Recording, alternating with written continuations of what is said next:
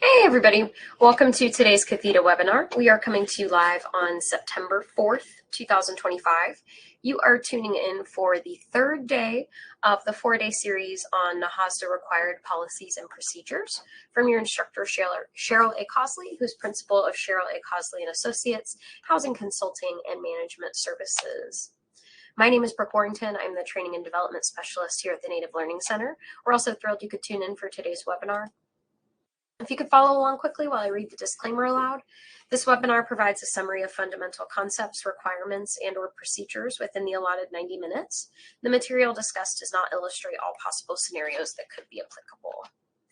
And then we also have our copyright infringement law printed here. So this is just a friendly reminder that the webinar materials are protected by copyright, trademark, trade secret, and other intellectual property laws. So Cheryl has put together a really helpful list of resource items for you. I think there's 15 of them total. So she'll make reference to them as she's going through a presentation. Know that you can find all of those available for download in the courses section.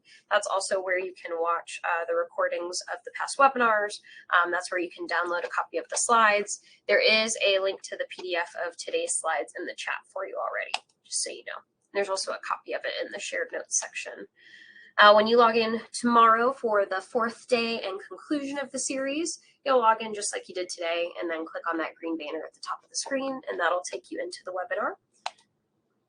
We ask that you join with listen-only capabilities. Just helps to cut down on audio feedback, but not a big deal at all if you do join with your mic on. You can just mute yourself. If you hear my voice coming out of the wrong device, maybe you're trying to use headphones, maybe you're trying to use a Bluetooth speaker, anything like that.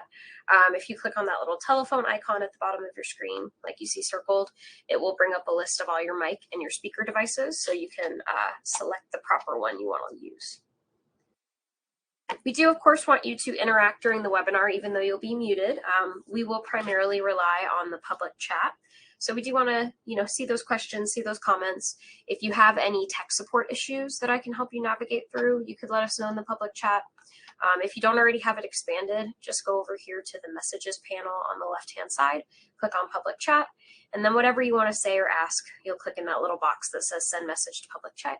Type what you want to say, and then you can hit enter or click on this cute little paper airplane button, and that'll submit it in. If you go to shared notes, that's just below the public chat. There's a list of helpful links, like friending us on LinkedIn, our webinar archive on our YouTube channel, a few different things in there. With Cheryl for her presentation, chances are she'll probably answer questions that you have as she goes through the material. But if you think of a question you want to ask and you want to just send it into the chat to make sure it's seen and it gets addressed at the end, then please feel free to do so. And real quick, before we get going, if you guys could just take a moment to introduce yourselves in that public chat. You can let us know your name, where you're tuning in from. It's fun to see all the different tribal nations that are represented. Your work or your role in Indian country. It probably led you to today's webinar, but maybe not. And then your tribal affiliation, if you have one. You might be a tribal employee and not affiliated. That is okay too. Then a quick final note while y'all introduce yourselves in the chat. Just try your best to not click on the red menu panel that's all the way to the left-hand side of your screen. Nothing bad's going to happen. It's just it'll take you to whatever you've clicked on and it'll pull you out of the webinar. There's not like a warning. But then you can just rejoin by clicking on the green banner again. All right, folks, while you're introducing yourselves in the chat, it's with great pleasure that I introduce your webinar instructor, Cheryl Cosley. And Cheryl, I have made you presenter now. Thank you very much. Do you want to answer Dawn's question before I get started? Yeah, Dawn, you can watch it on our YouTube channel. I don't know if you have like the YouTube app. You can use an app as well. But yeah, if it's shown up too small here on the website, you can just watch it on our YouTube channel. Okay. Well, as she said, welcome to day 3. Please come back tomorrow also. This presentation is courtesy of the Native Learning Center and HUD. More specifically, we're under Native American programs, so welcome and good afternoon. We usually start in Indian country with prayers and smudging, and I just went and did that. So My name is Cheryl Cosley. You would say Anin in my language for hello. My Anishinaabe name is Redbird Woman, and I am Loon Clan. I come from the place of the Pike, which is Kenosh-Shinkoning, Bay Mills Indian community. Our reservation is located at the top of Michigan in the Upper Peninsula, and our waters actually border Canada. And we're Ojibwe or Chippewa, whichever you would prefer to call us. I served as Director of Housing for my tribe for over 28 years. During that time, I served as chairperson for the Great Lakes Indian Housing Association. That's the 31 tribes surrounding the Great Lakes area. I did that for 7 years, and then I served on the board of directors for the National American Indian Housing Council, NAHC. 16 years total, 12 as the secretary and then the vice chair, and then an additional two-year terms as chairwoman. I stayed in housing a couple of years after that, and then I started Cheryl Cosley and Associates in 2019, March of 2019. And I provide training and technical assistance virtually like this, and in person. Actually, I'm in person quite a bit, so I'm on the road quite extensively throughout the lower 48 and Alaska. So I'm very, very privileged that I get to continue to help all of our people. And I literally have been all over. Some places in Alaska that my Alaskan friends haven't even been in. So I've been in the Pueblos, the Rancherias, a lot of the villages up in Alaska, and then throughout Indian country. So I'm very, very privileged. I've been doing this since 1990 is when I started in housing. So my information's at the beginning, at the end. If you guys ever have questions, please feel free to reach out to me and I'll try to get a hold of you. And this is to hopefully help you make sure that your housing entity, whether you be a TDHE or whatever, is NAHASDA compliant, and that you have policies and procedures in place to help the staff do things consistently. Identify policies and procedures that you might need, some that you might need to redo, learn some of the consequences when you have ineffective or absent policies and procedures, and hopefully recognize the difference between a policy and a procedure in your programs and different things like that. So as Brooke said, there is a lot of reference materials, and when I go through a topic, I will usually list the reference, and you can go here and you can actually click this down and download them. So there's a lot of really good reference materials, 15 of them for you to use. Top 3 are where you find out your rules, the statute you start with, and you go to the regs, and then we go to the 200 uniform administrative requirements to find out if you need to do something and why. And then a lot of these are the ones that will discuss the rules that you have to adhere to. Like we talked about useful life and binding commitments yesterday. That's the guidance that you pull down for that, as well as the insurance requirements. So hopefully that will help you with everything that you need to make sure that you have in place those types of policies. So today we're going to talk about some Indian preference and procurement, because you need policies and procedures for those, as well as your environmental issues, your total development cost, determining income for eligibility, adjusted income, your non-low income, your essential families, law enforcement, and tomorrow we'll end up with your waiting list, your selection, verification, because you have to have policies for all of that, structuring your rent, your occupancy, your maintenance, home ownership, lease with the option of purchase, and some of the overall compliance.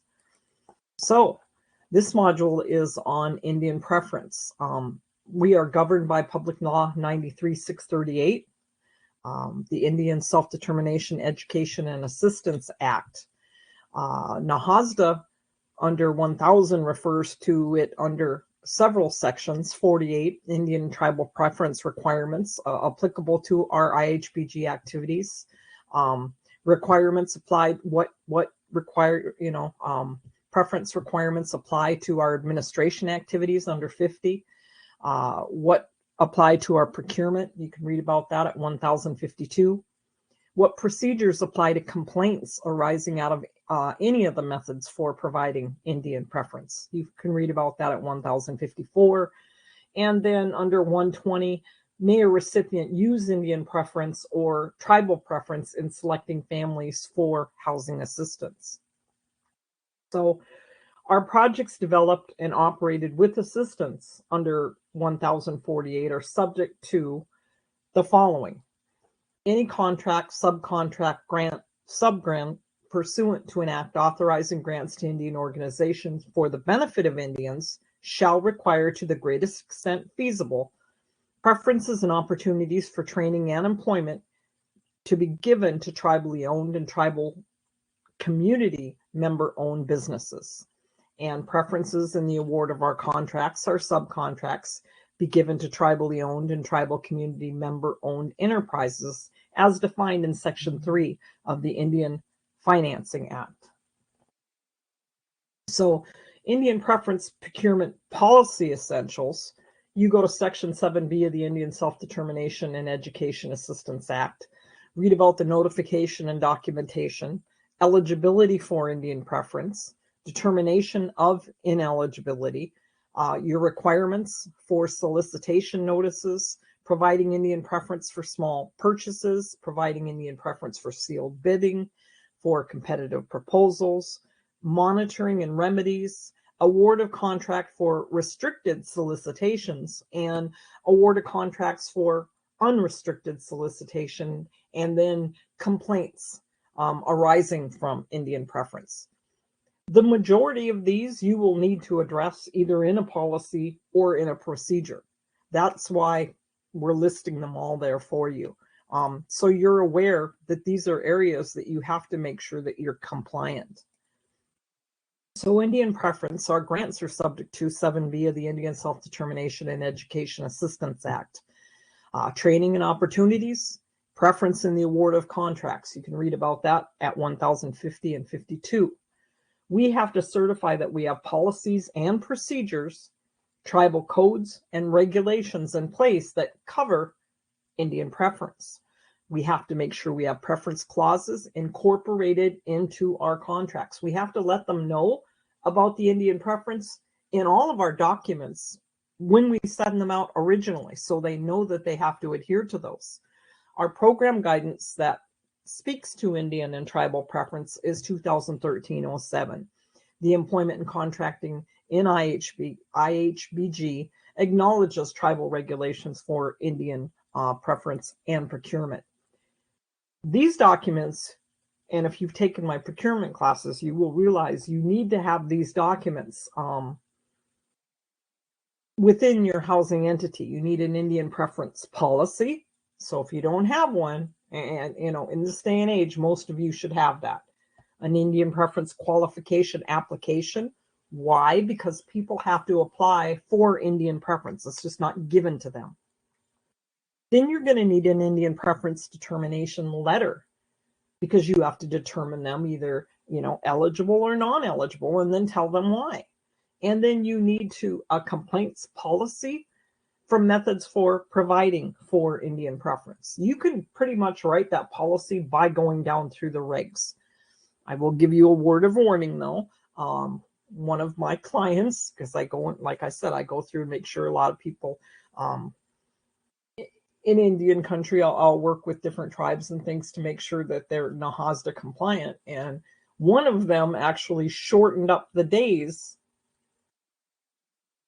in the complaints policy that people had, or someone that was, trying, the complaints policy regulation, he shortened the days, and I showed that to HUD, and I'm like, is this legal in there? No, absolutely not. He can lengthen it, but you can't shorten the amount of days that you legally give to put forth that complaint.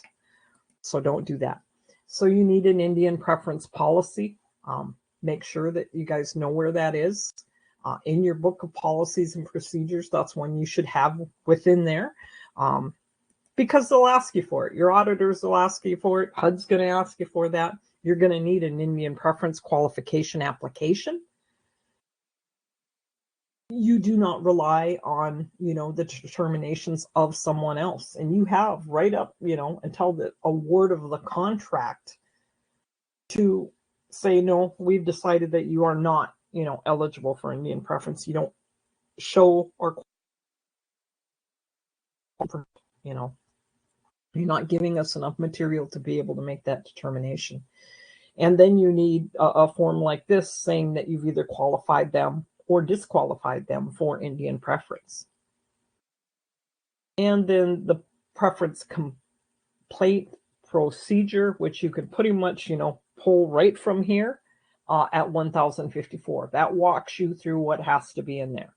But don't shorten the days. Within 20 calendar days, you got to give them the 20, okay? See where it says calendar? Remember, you're going to say always when you're writing those policies, you're going to specify calendar days or business days. So Indian preference, we have to satisfy either tribal preference or Indian preference with respect to our Indian Housing Block Grant activities, including the administration and procurement in accordance with that program guidance at 2013-07. Indian preference is not applicable to procurements under $5,000. Section 3, we satisfy the requirements of Section 3 when we comply with an employment and preference laws adopted by your tribe.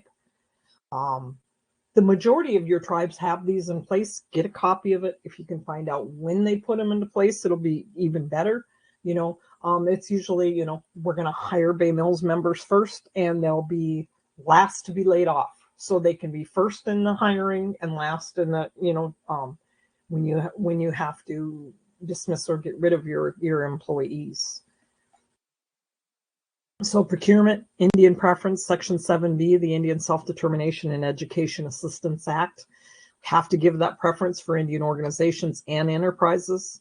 Document if Indian preference is not feasible. You can't get 3 companies that are, Indian owned or qualify for Indian preference maybe for a project of the size that you're trying to do. There's many reasons sometimes you can't get enough. It applies on site and off. You certify that you have policies, adopt preferences, and as I said, that program 2013-07 talks to that applicability. So implementing it in your procurement, you can certify to HUD that your policies meet the 7B requirements. You can limit your solicitations to Indian-owned firms only. Word of warning there, you have to have a sufficient number of bidders. And sufficient is not 1, okay? It's a minimum of 2. You always try to get 3 or more when it comes to procurement. The more you get, the better prices you get. 1 is not good. That's sole sourcing though, okay? Or you can use what they call a 2-stage process. You request Indians submit a notice of intent to bid. If you have more than 1 that indicates intent, you can limit to the Indians. I would say if you have more than 2, you could limit it. Because if you limit it and you only get 1, that's not enough. And then you're going to have to rebid it and you would lose all that time. So that's up to you how you want to deal with that. So this is a sample policy for an Indian preference requirement. Projects developed, operated with assistance under 24 CFR Part 1048 are subject to the following. Any contract, subcontract, grant, subgrant pursuant to an act authorizing grants to Indian organizations or for the benefits of Indians shall require that, to the greatest extent feasible, preferences and opportunities for training and employment be given to tribally owned, tribally community member owned businesses. Preference in the award of contracts and subcontracts shall be given to tribally owned and tribal community member owned enterprises as defined in Section 3 of the Indian Financing Act. The ATIHA is not required to apply Indian preference with respect to any procurement less than an aggregate amount of $5,000. So Section 7B of the Indian Self-Determination and Education Assistance Act, which provides for Indian preference, shall apply to all procurement funded by HUD funds. The ITIHA shall, to the greatest extent feasible, give preference in the award of all contracts, subcontracts in training and employment to Indian organizations and Indian-owned economic enterprises. All preferences shall be publicly announced in the invitation for bid and in the request for proposals and the bidding or proposal documents. Efforts to provide Indian preference must be documented. If Indian preference is not feasible, ITIHA shall document in writing the basis of its finding of infeasibility, maintain the documentation in its file for 7 years after all expenditures have been audited, or at the close of any litigation, whichever is greater. When it comes to keeping any of your documents, anytime that it's involved in any type of litigation or complaints or anything, you stop the clock at which you're going to start to get rid of those documents. You need to keep them after it plays itself out and is done with. So, eligibility for Indian preference. Contractors applying for eligibility for Indian preference shall submit the following evidence showing that the applicant is an enrolled Indian of a federally recognized Indian tribe with 51 or more % controlling interest in the firm. Providing Indian preference for small purchases. The ATIHA shall seek maximum participation by Indian-owned economic enterprises shall, to the extent available, refer to a list of qualified Indian supply sources.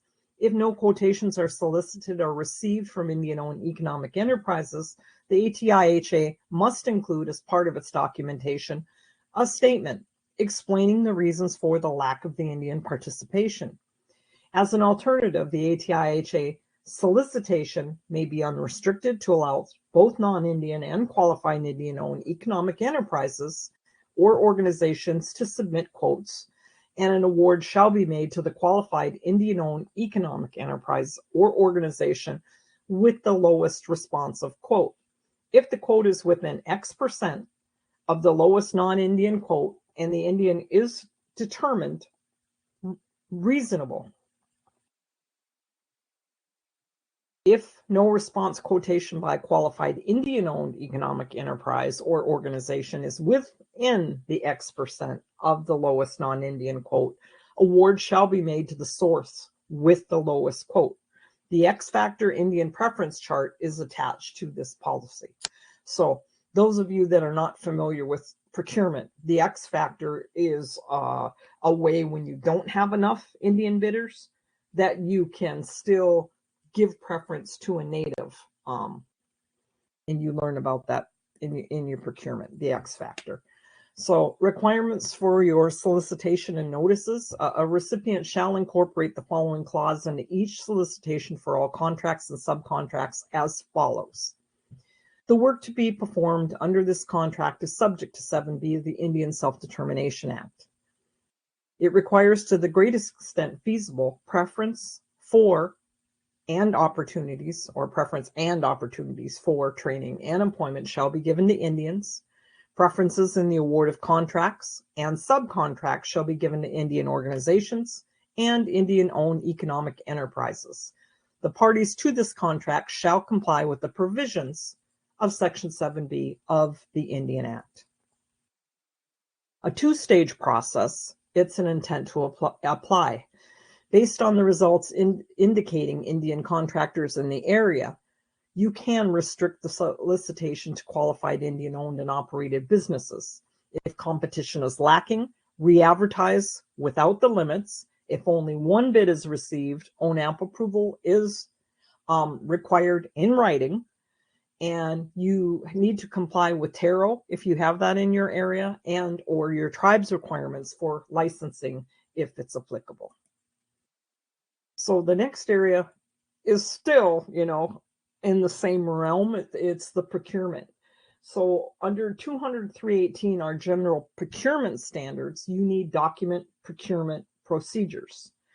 Those documented procedures You, as a recipient or subrecipient, have to maintain and use documented procedures for procurement transactions under a federal award or a subaward, including acquisition of property or services.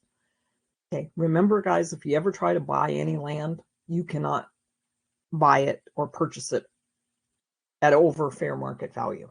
Just something to keep back there.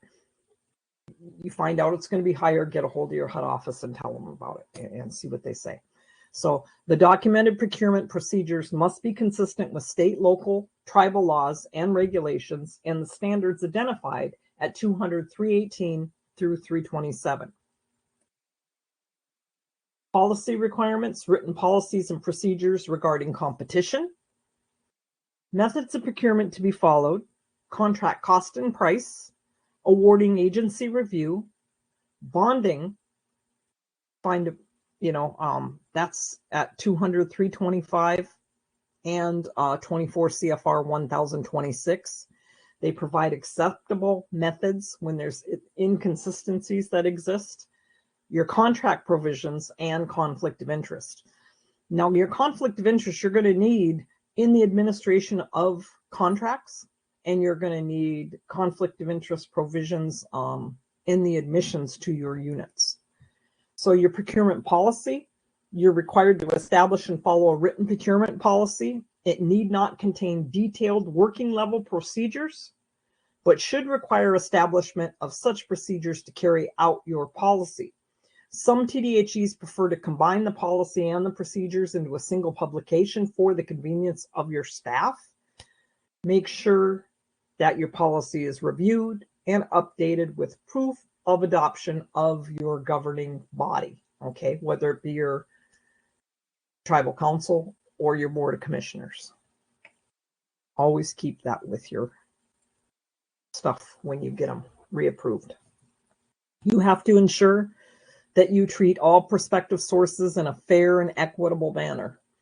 That is the rule of law, basically, with everything you do with those federal funds, okay? You need to treat all of your contractors in a fair and equitable manner, anybody you spend money with, and all of your tenants and tribal members. Maximize full and open competition, maintain an arm's length with contractors, ensure the price is fair and reasonable, provide an opportunity for appeal and remedy, ensure your contractor is responsive and responsible, and make sure that those contractors are not suspended or debarred. The people that you spend money on, the people where you spend money, the contractors you use, your vendors, you need to check occasionally to make sure that they are not debarred or suspended. And you need to take a screenshot of that and keep that in a file. Now, when you put something out for procurement, everybody that's bidding on it, you need to check to make sure, okay? That's just one of the things we have to do. I have to go through that because my money is also through the same kind of, I get paid through federal funds through HUD for what I do. I just had to go through SAM right now because my DUNS basically was going to expire at the end of next month. So I had to start that a couple of weeks ago to give sufficient time, because you're not allowed to work unless, that's in place. So you have to be real careful with that. They're very sensitive to make sure that you guys are doing that. Your oversight of your contractors, you can read about at 200-318 under the general procurement standards.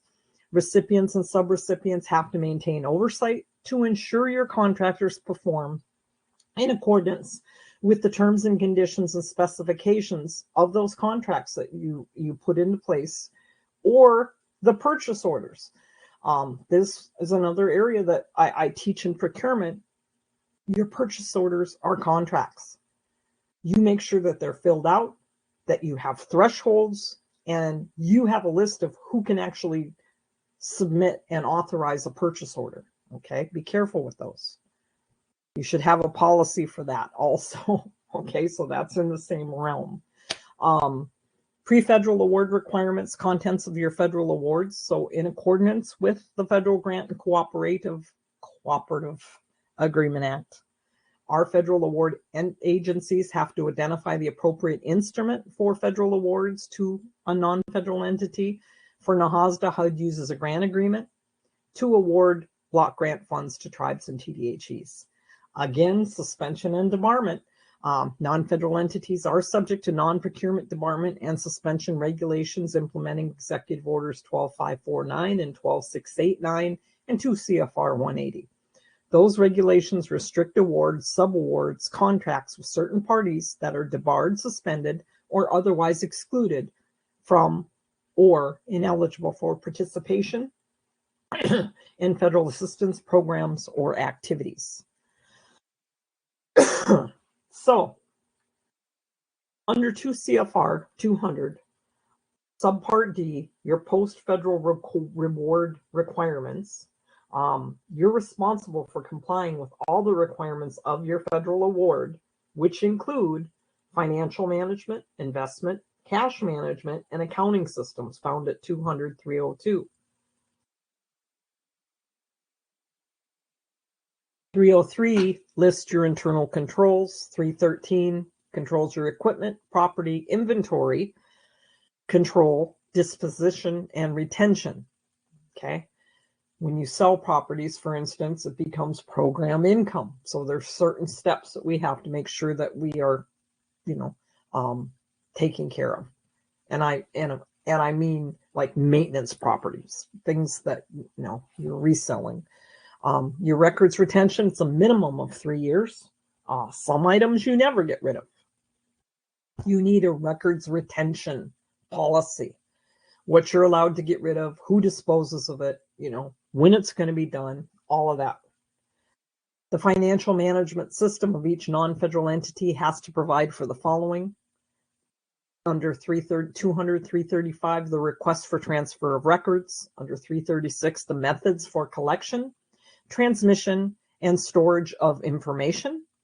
337, access to records. And 338, the restriction on public access to records. Not everyone has the right to certain private and privileged information.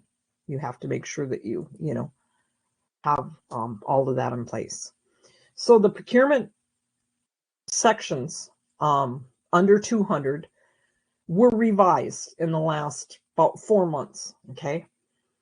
So the numbers are different. As I said earlier in the week, if your procurement policies reflect any of these numbers, make sure they match up, because they added 317, which is procurements by state and Indian tribes, and now the numbers are all off. Okay, so you'll say, well, it's 318 through 327. Well, no, actually the procurement now is 317 through 327, and they're all a little bit off. So make sure those match up also if you guys list the numbers in your procurement policies. So 317 is procurement by states and Indian tribes. 318 is your general procurement standards. Competition is under 319. Procurement methods, all the different ways that we're allowed and thresholds we use for procurement, that's where that's listed. 321, contracting with small businesses, minority businesses, women business enterprises, veteran-owned businesses, and labor surplus area firms. 322 is the domestic preferences for procurements. 323, procurement of recovered materials. 324, contract cost and price. 325, federal agency or pass-through entity review. 326, the bonding requirements. 1026 also provides acceptable methods where inconsistencies exist. So if you're in procurement, make sure that you also incorporate that. And then your contract provisions at 327. So your procurement references, all of our standards under 200 are found through 317 through 327. Indian preference is addressed at 1052. Conflicts of interest are addressed at 1030 through 32. Actually, they go all the way to 36, depending on what you're looking for in conflict of interest. Our federal micro purchase, this deals with procurement. Almost 2 years old now, and it allows the tribe, if they want to raise their acquisition threshold levels, to do so. It's not a one and done thing. You have to have this year's audit that you start. It has to be a clear audit, and then you have to go through several steps to be able to raise your threshold. So you can raise that threshold higher than the micro purchase threshold of 10,000 by self-certifying a threshold amount of up to 50,000 on an annual basis. Like I said, it's not a one and done. You need to distribute micro purchases equitably among qualified suppliers and maintain documentation of that annual self-certification in accordance with 2 CFR Part 200, 334 and 1,552. In procurement, you are supposed to, unless their prices are way out of whack from each other, you are supposed to equally distribute your purchases around you. You're not supposed to give all of your money just to one place. But if they have the best deal, if you have, blanket agreements with them or things like that, that would make it a little bit different. So we have methods of procurement that we adhere to: micro purchasing, small purchasing, sealed bid purchasing, competitive proposals, and non-competitive proposals. I'll tell you right now, HUD does not like non-competitive proposals. It better be a straight out emergency, or you can't get somebody in your area. But then you still have to show them where you tried to do it, because I was required to bid something 3 different times because I could only get one bidder. And you have to get permission from HUD in writing. Be careful in the area of non-competitive proposals. You can get in trouble. So this is a flow chart for your procurement procedures. You start your procurement, determine your requirements, prepare your plan, use cooperative purchasing methods if you have them in your area. If there's a public emergency, you can jump to a non-competitive proposal, but as I said, you better really have a big emergency. It's the middle of winter, it's a Friday or a Saturday, and your heating system went down, and there is only one person that can give you the parts to save not only your tenants from freezing, but all of your pipes. They would probably deem that an emergency. But as I said, you are supposed to get permission from HUD in writing. Pre-qualification of potential bidders, proposers for Indian preference. Prepare specifications, your SOW, your statement of work, independent cost estimate. You're supposed to do ICE. For construction projects, also prepare a project manual, upfront documentation, drawings. Make sure you have budgeted funds. Send to your contracting officer, if you have one, for review and concurrence if applicable. Normally, a contracting officer, if you're not a big housing entity, is your ED. If you're below your small purchase limit, make the purchase using a phone, fax, mail, email solicitation. You're just supposed to, apples to apples. If the amount is above a small purchase limit, determine your method of procurement, sealed bid, or competitive proposal. If it's a competitive proposal, prepare your evaluation criteria and your point scale. Issue your solicitations, including Indian preference applications. Hold your pre-bid or your proposal conference if needed. Make your determination on Indian preference applications. Bids or proposals received for sealed bids. Proceed to the sealed bid procedures for competitive. Proceed to your competitive proposal procedures. If you only get one bid or your proposal is received, determine if you're going to re-advertise it and you go back up to 7, or you use that non-competitive proposal procedure if it is an emergency and you contacted your HUD office. You do need procedures for your bidding. When I say this, I mean not the ones you would think that you would need. You need to make sure that your sealed bids, where they're kept, that they're dated, that they're signed, that just because you open the Indian Housing Authority's mail, they don't go and slice that bid open. Whoever is breaking them for lunch, that they know what's going on. Bidding is very, very sensitive, and it can get you in trouble if you do it wrong. And sometimes it will cost you immense amounts of time because you have to rebid something because there was a mistake made or an omission from the staff. So have somebody look at this and walk through your procedures for each type and the protocol of the rest of your housing authority staff. Okay, I would ask you to look at that point when you're doing this. They will send, a guy to sit on the desk and flirt with the secretary. Who else give bids this day? Who else has been in here? She needs to know she's not allowed to discuss that. Needs to know that she's not allowed to discuss it, to talk about it, to bring it home, to tell, anybody anything about any bids that they have received. The same thing about opening a sealed bid. There's, I'm sure your procurement staff will have a good idea of what they have to do. But if you don't have training in this area, get it. But also make sure that you have procedures in place for the rest of the staff. So what is not an official method of procurement? A competitive proposal, a non-competitive proposal, a sealed bid, nepotism, or micro purchases. If you could put that in the chat.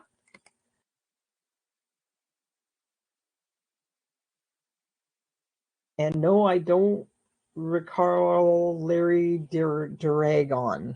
I'm sorry, Don.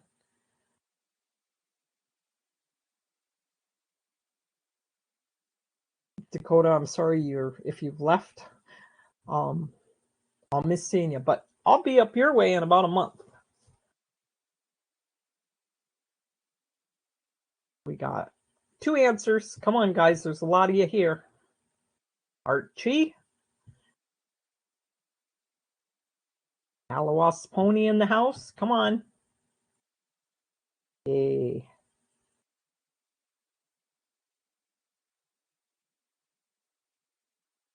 Thank you. Thank you, Archie and Halawasaponi. Although I don't know. Yep, that I think was supposed to be nepotism. It started with an NEP. Okay, guys. How many? Ooh, there's a lot of you here. Okay, awesome. Now, next, let's see. Thank you. Okay. Environmental issues. Not my favorite. No, I'm teasing.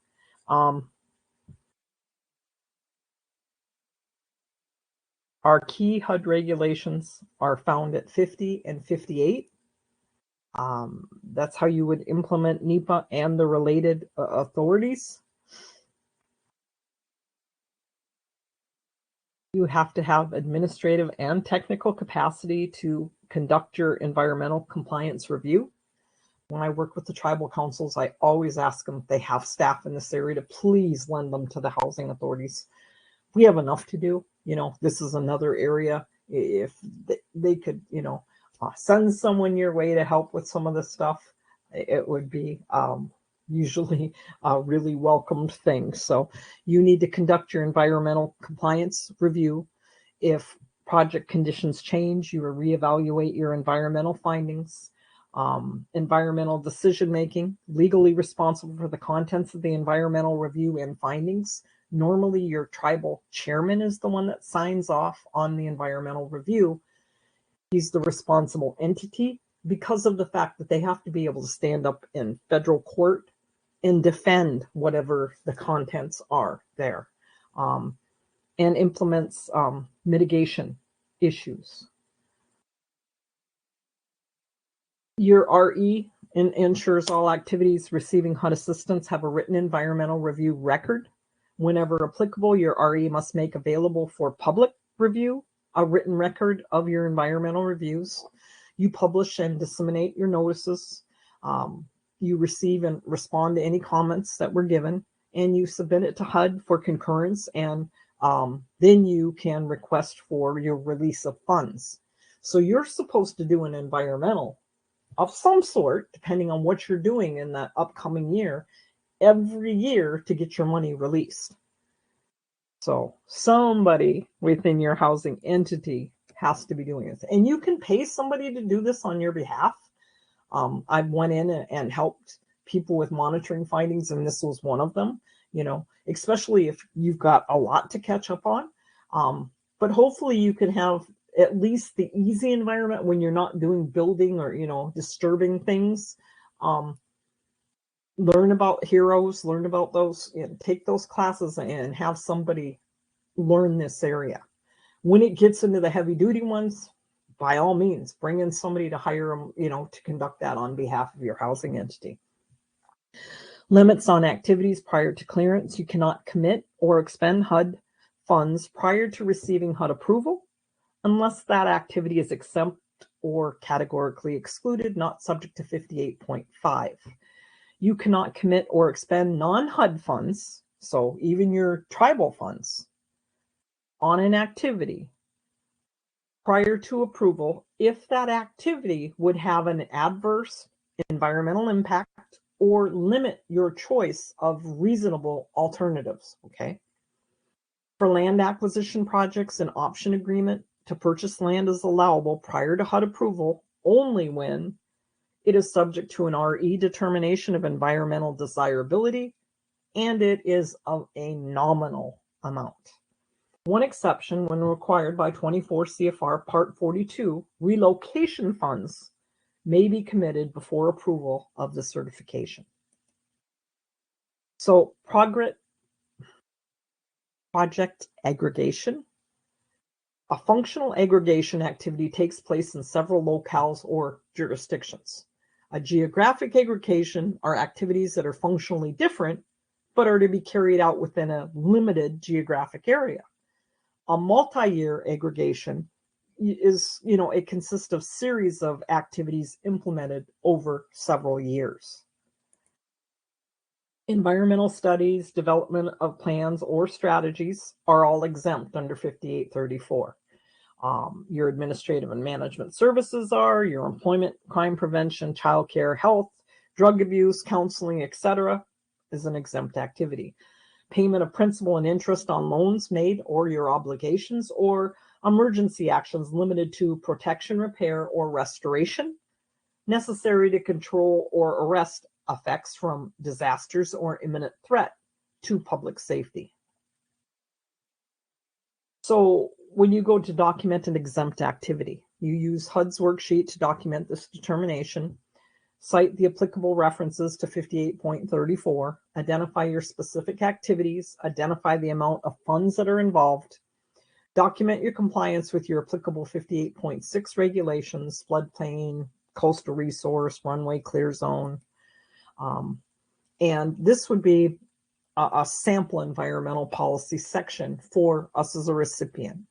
The purpose.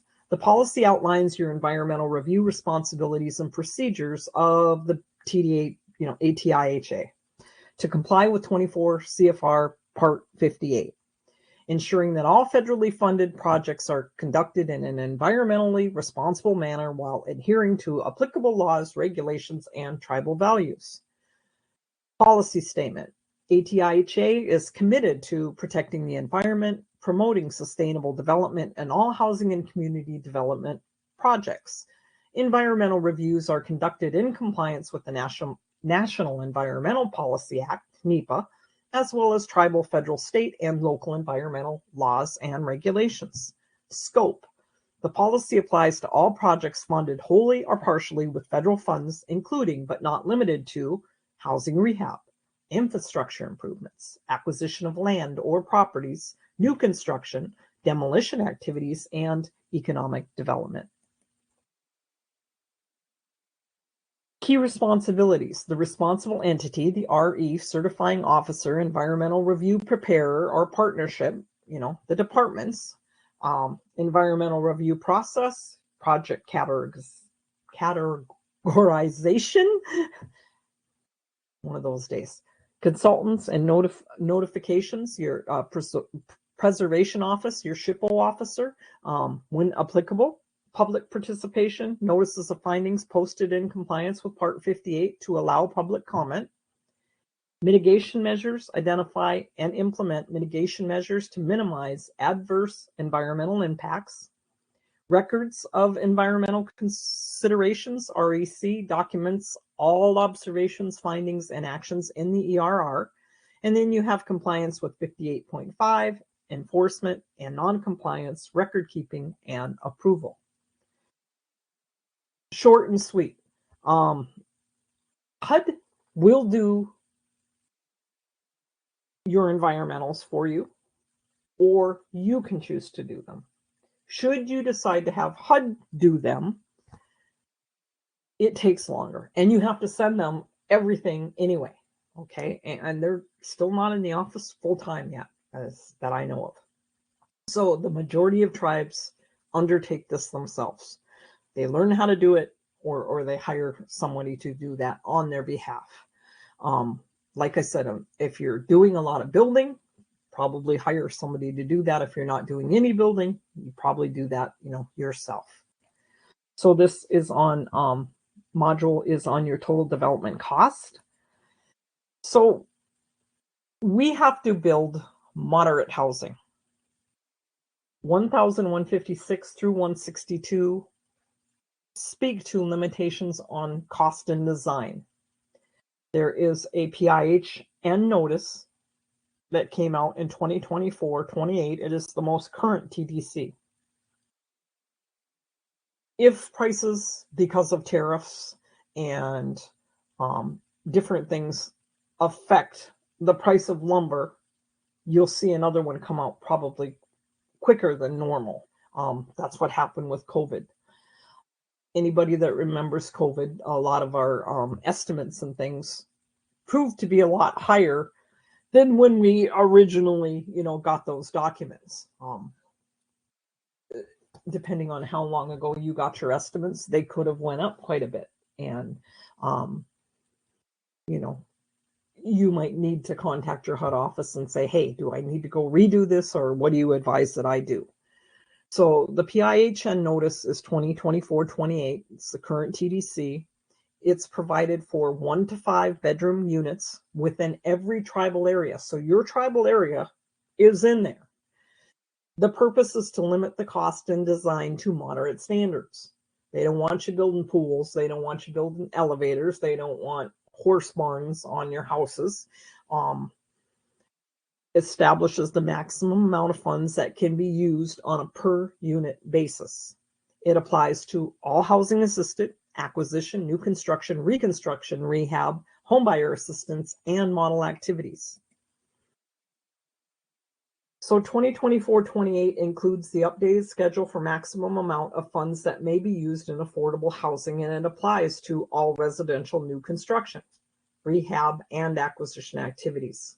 Any type of residential structure, our 1937 Act units obligated after 9/30 of 97.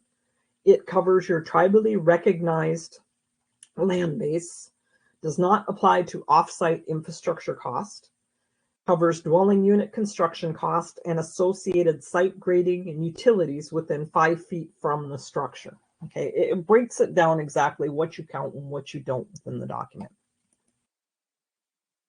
So the citation for modest design, 24 CFR 1156 defines modest design for affordable housing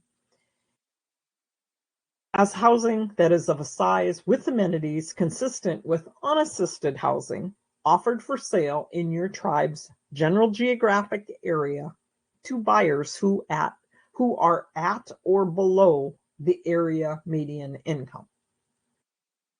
So you're looking at the housing in your area for people that are below 80%. And that's what you would have to compare it to.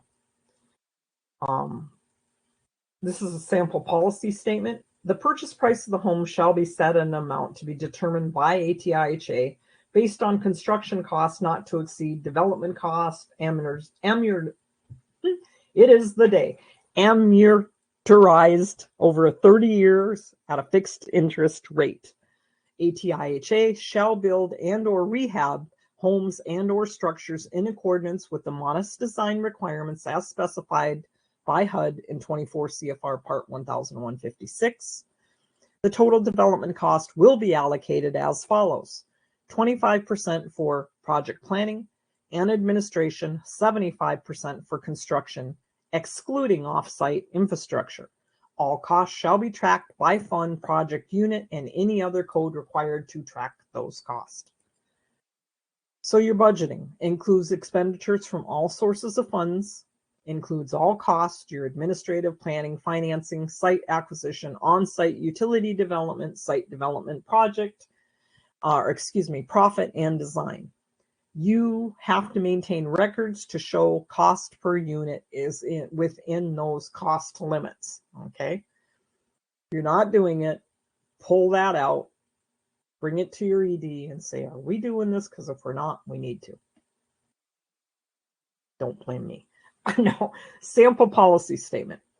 ATIHA shall build or rehab homes and structures in accordance with the modest design requirements as specified as HUD 24 CFR Part 1156.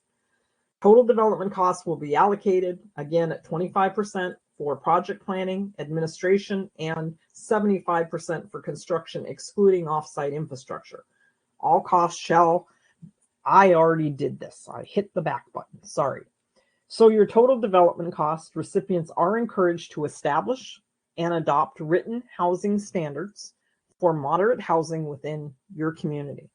You must maintain records to show cost per unit is within the cost limits. Recipients may request a variance to exceed cost limits for cause. They don't give you a very big variance, okay? I think it's 5%. Determining income for eligibility. Okay, so NAHASDA defines income.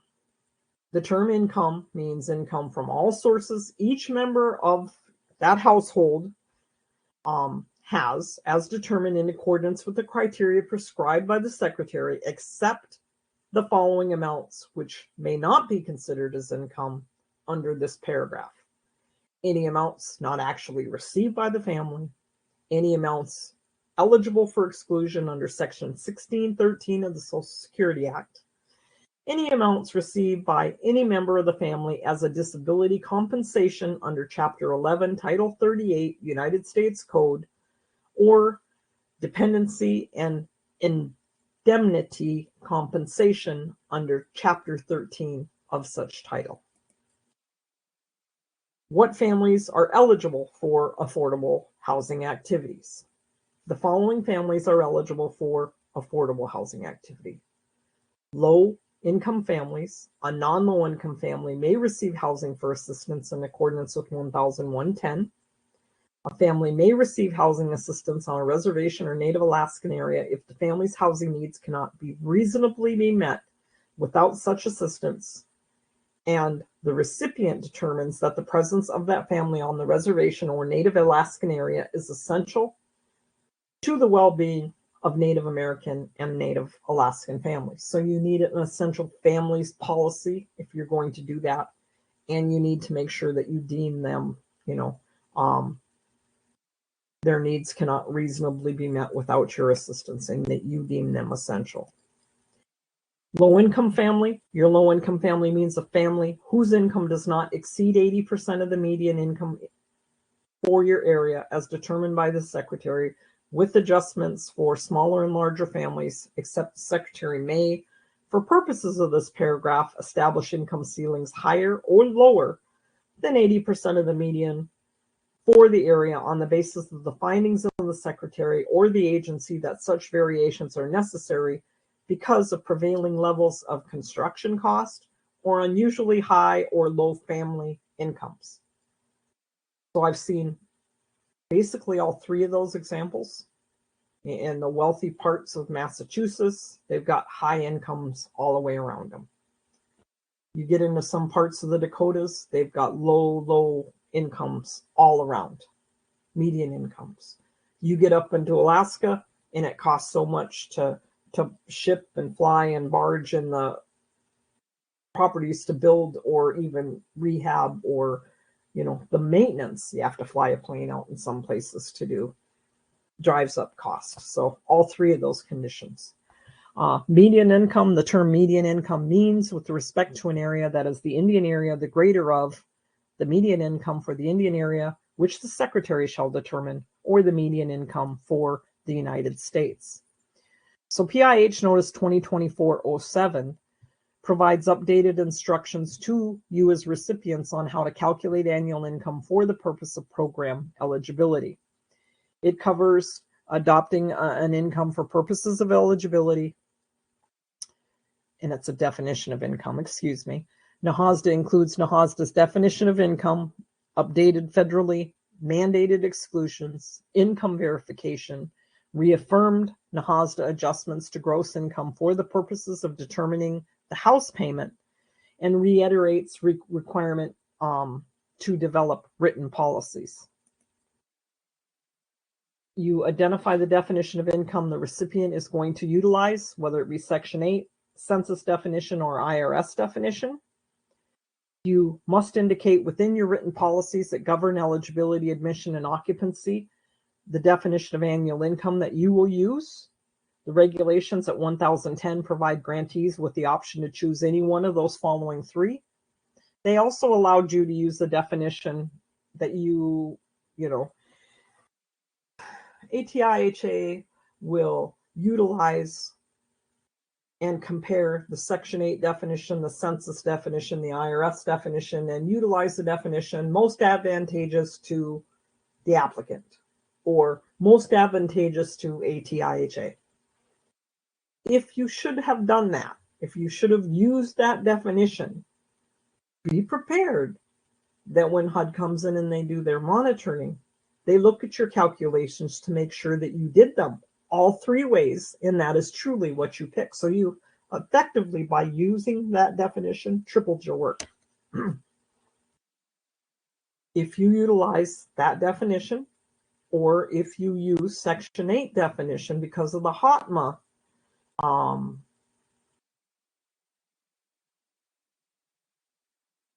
don't know if I've got that addressed here.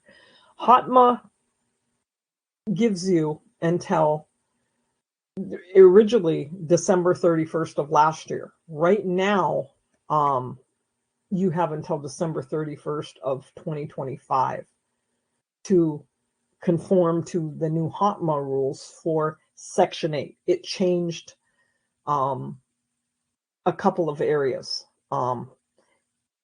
So you will have to redo your A&O policy by December to conform with those, okay? So depending on what definition you guys are using, make sure that you're paying attention to that. If you're saying that you're utilizing the one that lists all three, then you have to do it. Or if you're just using the Section 8 definition, you're going to have to do it. And you have until the end of December to do so. So you identify the definition which you will utilize. Include the definition of income and policy.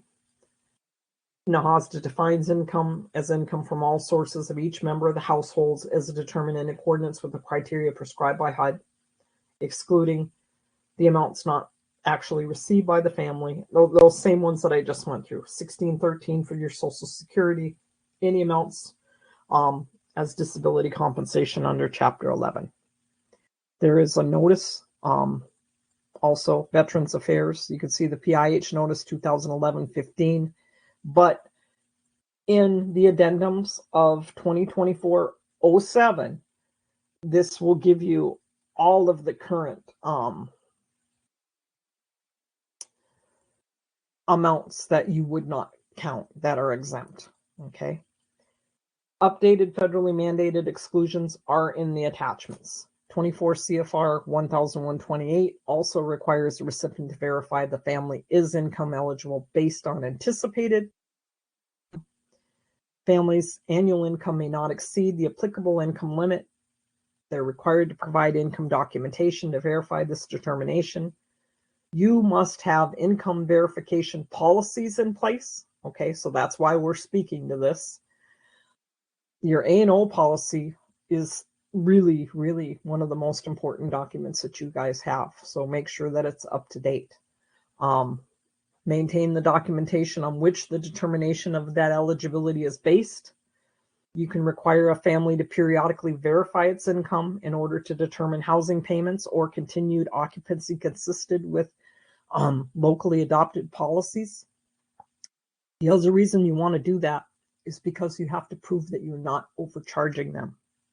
So I have seen cases where they were upper income and they decided that they weren't going to, this particular entity decided that they weren't going to recertify them. And then they gave them a whole bunch of deductions. You know, they upped some of our standard deductions. And there was a finding that they had no mechanism to prove that they weren't overcharging them. And that's the bottom line rule that we have to follow, is that we're not overcharging, you know, that 30%. We're not charging them over 30% of their adjusted income. So you need to recertify them to prove that you're not doing that also. Okay, so you can choose to use third-party income verification methods, request documentation, so income tax returns, W-2s, pay stubs, other appropriate information as stipulated by your policies to adequately estimate that annual income. It reaffirmed NAHASDA adjustments to gross income for the purposes of determining the house payment. Inserted in your policy, reiterates the requirements to develop those written policies. The important issues, if you're like my sister tribe, my husband's tribe, they're in 7 different counties. Once a year, they look at the county median income for all 7 counties. Then they pick that highest county, and then they compare that to the national median income. And then you utilize whichever is highest for the year, okay? It explains how you do that, but if you're in more than one county, you pick the highest one, and then that's what you compare to the national one, and then you use the highest of the 2, okay? You try to qualify as many people as you possibly can. So that is in order to reduce that administrative burden. So you can set that for multi-county reservations at the income limit level of the county with the highest income limit. So does your admission and occupancy address non-low-income families? It needs to address it somewhere. What happens if somebody was low income when you put them in there, but they're not low income anymore? You need to address, are you going to let them stay there? Or are you going to require them to move? If you're going to let them stay there, are you going to charge them more? You can, but you don't have to. If you're going to make them move, how long are you going to give them to move? Got to be spelled out in your policy.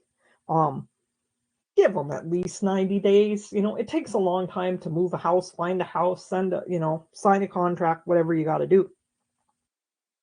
Some places make them move just because there are other, you know, if you're in Oklahoma, if you're in Shawnee and there's houses all around you, you've got other places you can go. Right now in this area, because of the locks project, there is no place to go. It's almost impossible for people to find housing. It's amazing. Out in one area, they built what looks like they have for the oil refineries, all those trailers, you know, A, B, C, D, E with names on them. And these guys that are working at the locks are staying there. And they bought houses, all the houses in the area. They'll just sell them. I imagine, well, when that project is done, we'll have a lot of houses on the market available, but that happens in places. Qualifying as affordable housing when the family is low income, it's at different times. It depends on the program. Rental housing at the time of the family's initial occupancy. So your policy should reflect that if they've been on your list for a long time, you're going to re-qualify them to make sure that they're still eligible at admission. So your policy could read, anybody on the waiting list for over 30 days, I guess that would be a procedure. The procedure would be that the A&O staff will recertify that they are still eligible for occupancy. A contract to purchase existing housing at the time of the purchase. A lease purchase agreement for existing housing or new construction at the time the agreement is signed. A contract to purchase housing to be constructed at the time the contract is signed. So they're all at different areas. So 1128 is income verification required for assistance under NAHASDA. Yes, the recipient must verify the family as income eligible based on anticipated annual income. The family is required to provide documentation to verify this determination. The recipient is determined on which the determination of eligibility is based. You need to keep that in the current file. That should be part of your procedure. It has to move. If they've been there for 20 years, you have to move the proof that they were eligible at the time that you admitted them into the new file. Because I got a finding for that. I got a finding for somebody that was put into a house 5 years before I started. I shouldn't say I got a finding. Bay Mills got a finding. So you have to be careful. You have to keep that proof. That's something that you guys can check during your self-monitoring. Was that family eligible when they got put into that house? And if they didn't, put a big old red sheet on the front. This is what we discovered during self-monitoring. How did we rectify that? We took an admissions and an occupancy course. Then you shouldn't be able probably to get another finding for that. So the recipient may require a family to periodically verify its income in order to determine housing payment and occupancy consistent with your locally adopted policies. When your income verification is required, the family has to provide documentation which verifies the income. The documentation must be retained by the recipient. So then you have what they call adjusted income. So the definition of adjusted income means the annual income that remains after. Now, these are required by statute. And I cannot tell you the numerous places that I have been to that they'll say, no, we don't give them childcare expenses, or we don't give them travel expenses. Or if they have childcare, they're not allowed to take travel. No, that is not the way the law reads. The law reads, these are the statutory exclusions. This is your adjusted income. You need a policy for each one of these to make it clear. Okay, it's $1,300 per family per year for travel. What's the distance? Are you going to require a map? So you should have a travel expense policy. Childcare expenses. Okay, it's to be given to look for work, or to go to school. It should be all outlined within a child care policy or statement. How old? Are you going to continue to pay it for how long? That should be part of your policy. Are you going to, do you have a child care verification form that you have them, the child care provider, fill out and give you? That should be part of your, so these are things that will trigger policies and procedures also. So basically your dependent deduction. You students, persons with disabilities.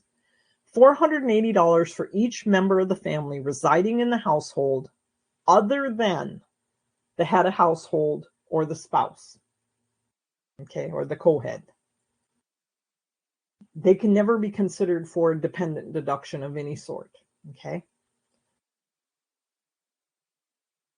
Who is under 18 years of age, who is 18 years of age or older, and a person with a disability, or a full-time student. The full-time student cannot be the head, the co-head, or the sole occupant. Remember, they can never qualify for a dependent deduction, the head, the co-head, or the sole occupant. So that's how that full-time student one kicks in there. Elderly and disabled families, $400 for an elderly or a disabled family. It has to be the head, the co-head, or the sole occupant that is either the elder or that is disabled. If I'm married and we're both 40 and my mother lives with me who is 85, we're not an elder family because the head or the co-head are not an elder. If we're both 40 and we have a daughter that is disabled, we're not a disabled family because the head, the co-head, or the sole occupant is not disabled. So we have a lot of slippage in this area. That's a HUD word, by the way. Then you have medical and attendant expenses, the amount in which 3% of the annual income of the family is exceeded by the aggregate of medical expenses. In the case of an elderly or disabled family, they're the only ones that are allowed that one, okay? Then you have attendant care.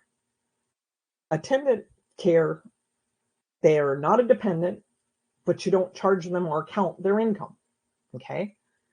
Reasonable attendant care, auxiliary apparatus expenses for each family member who is a person with disabilities to the extent necessary to enable any member of the family, including the member who is a person with disabilities, to be employed.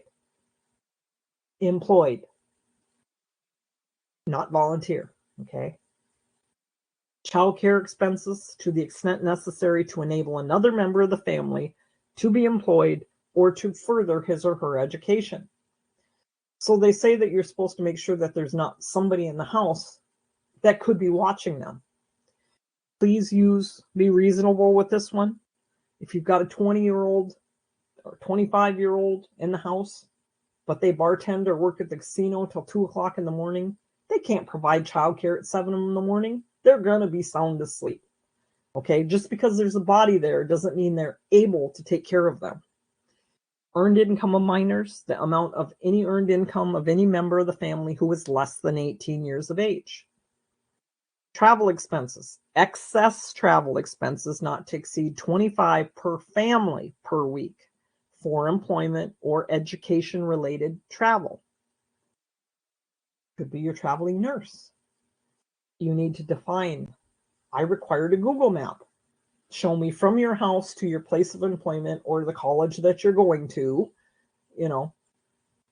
and depending on where you were on the reservation, it was either 20 to 25 miles away. So anything over 20 miles is how we wrote the policy, so we could qualify more people for that deduction. And then you have to have that in your policy, your criteria. Other amounts, such amounts as may be provided in the Indian housing plan for the Indian tribe. So when you alter the common deductions here, or you offer any deductions for your tribal members that are not here, you have to put that in your Indian housing plan. It took me a while to learn that one, but it was basically when the one tribe had upped these deductions. They says this has to be in their Indian housing plan, as well as described in the A&O policy. Okay, so make sure that you do it that way too. So your adjusted income, derived by subtracting any of the deductions or allowances that apply to the household from the household's annual or their gross income. Household's eligibility for deductions depends in part on the type of household. Not all households are eligible for all deductions. So statutory deductions, 480, children under 18, persons of disabilities over 18, and full-time students over 18, who are not the head of household, co-head, or sole occupant. $400 for an elder or disabled family. Medical and attendant expenses over 3% of income for an elder or disabled family. Travel expenses that enable a family member to work or go to school. Earned income of minors under 18. Travel expenses not to exceed $25 per family per week. Other exclusions provided for in your local housing policy and your IHP. So those federally mandated exclusions are in step 3. They speak to those in that document.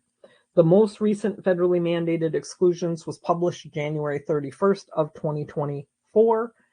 They're listed in Appendix D of the federally mandated exclusions. So when you take, your A&O department should have a binder full of anything related, including their A&O policy, all of these documents, things like that in there. But the other one I think came from like 2012 or 13, so I was really glad to see that that was updated. So you have different types of households. Depending on the type of household, tells you what you're eligible for, types of deductions that are permitted. So an elderly or a disabled household, if it's an elder or a disabled that is the head of household, co-head, or sole occupant, they are authorized for every deduction. Okay? If they're a family that are not elderly or disabled as the head or the co-head or sole occupant, they don't get the elder or disabled household deduction, and they don't get the medical expense deduction. So your elder household, any household in which the head, spouse, sole member is 62 years of age or older, 2 or more persons, at least 62, 1 or more person with 1 or more live-in aides. Okay, this is the part where I want you to look at your policies. If your tribe has near elders, or baby elders, I heard them called at one tribe, your A&O policy needs to address at what year they're eligible to be an elderly household for the deduction. Okay, because 2 different deductions are going to depend on that. Are you going to, they're classified as a near elder, but will not be eligible for any deductions until they are 62 years of age? You just need to, because all of our tribes have near elders, you need to clarify that in your policies and procedures, okay? And should you say, because they're a near elder at 55 or a baby elder, and we're going to give them that deduction, make sure that it's listed in your IHP too.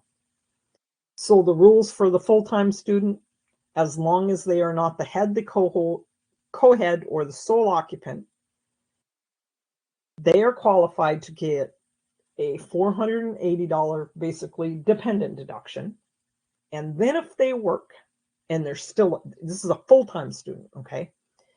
If they work, you count the first $480 they make. So you're basically taking that $480 back. And then anything else they make, you don't count. They could make $50,000. They got to be a full-time student, okay? You should have proof that they are a full-time student. Make sure you have discussions on how you're going to do that.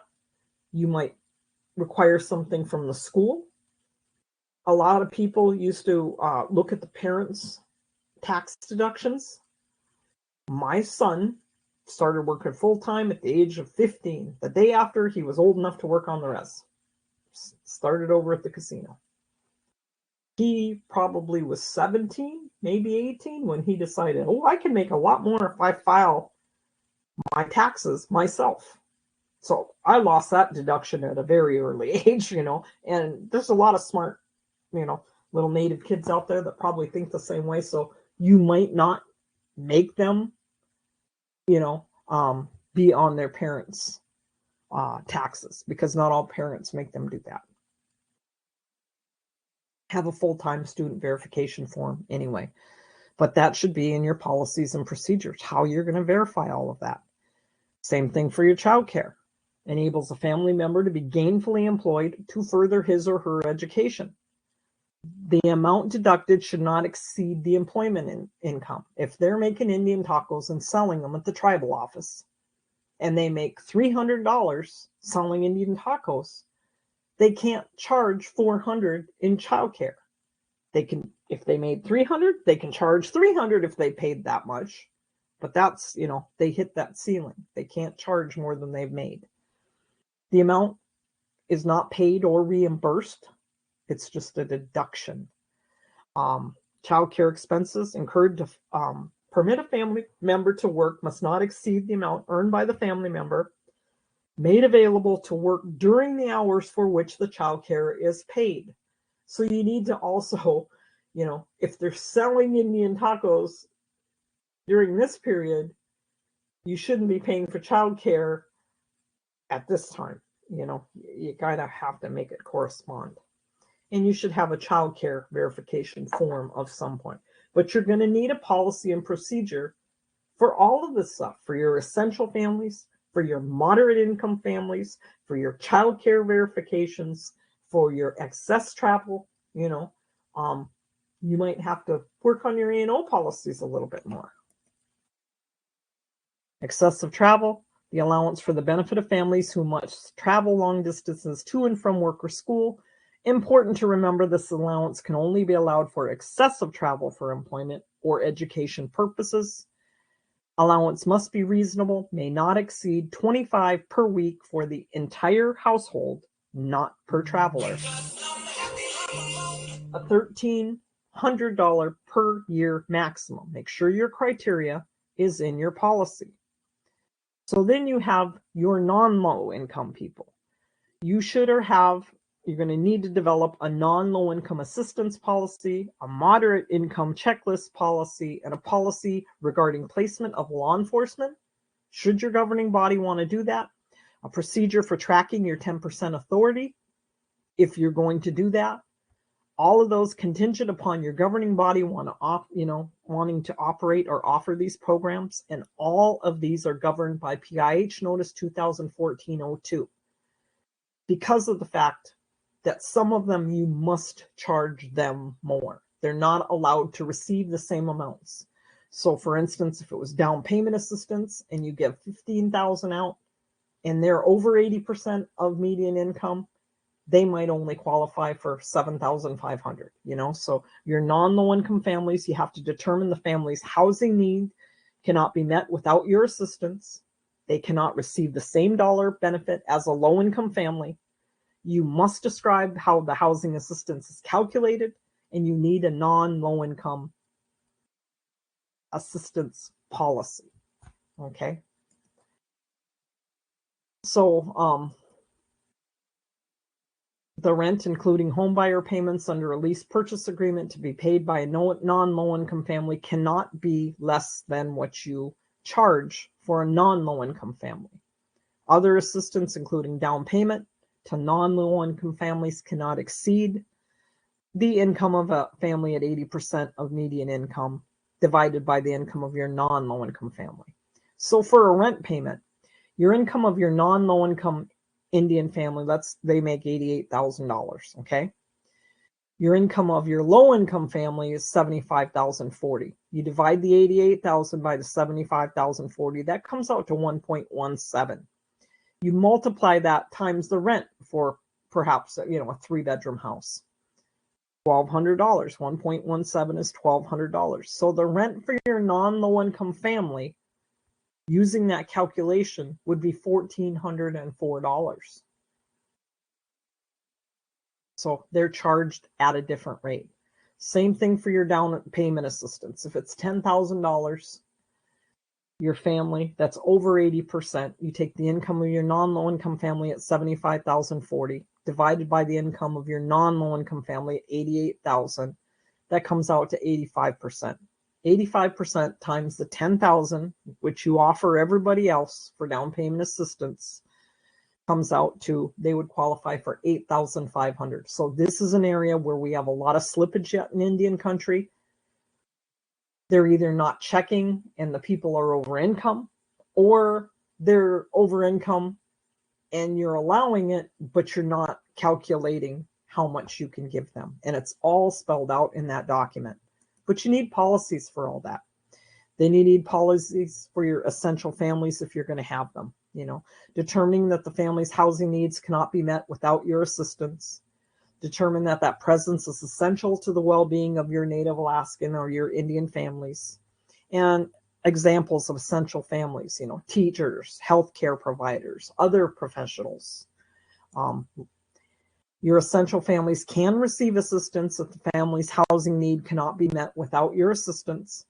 And you determine that non-low income family's presence is essential to the well-being of Indian families living on your reservation or in your Indian area. You will need an essential families policy, okay?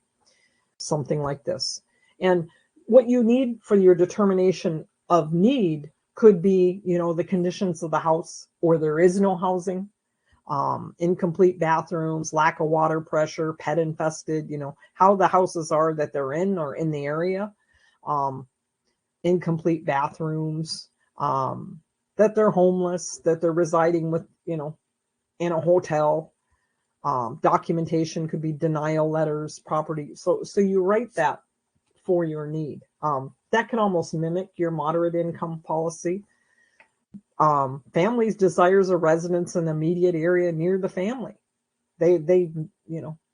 I've actually seen family desires a residence within the pueblo.